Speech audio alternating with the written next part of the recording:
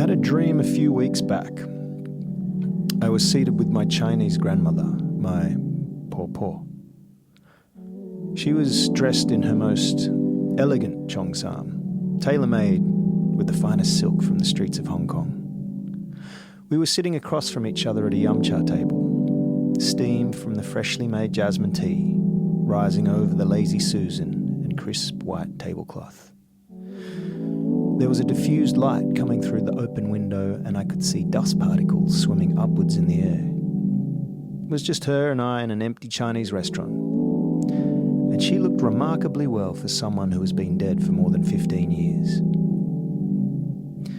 She asked me about my health, like she always used to, and smiled at the mention of my newborn daughter. "That one has much of my spirit in her," she said. I felt the profound warmth of ancestral pride ripple out across space and time.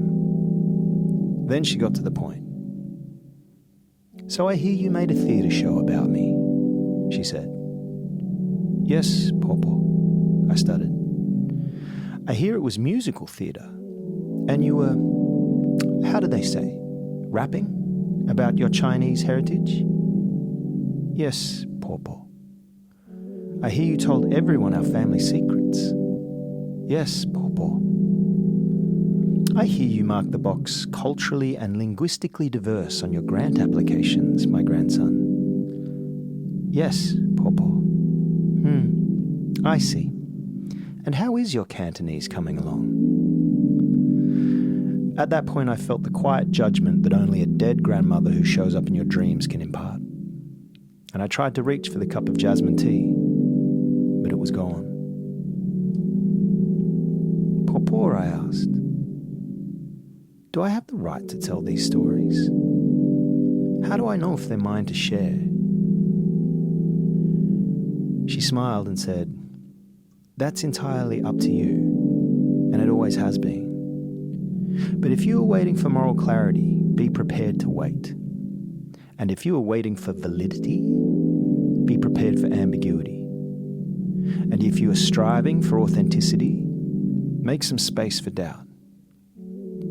When you tell people stories about my pain and my struggles, do you also include stories of my joy and my strength? I try, Popo.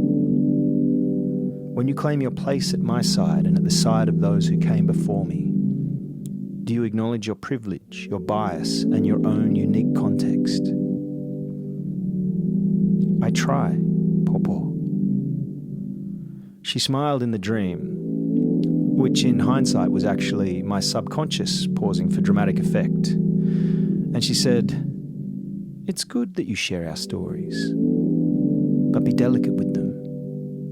The stories you choose to tell are a porcelain vase. And in the telling, you are choosing to drop the vase and smash it into 1,000 tiny pieces, then hold up only a few fragments and still call it a vase." At that point, the dream was interrupted by the crying of my, at the time, 9-month-old daughter.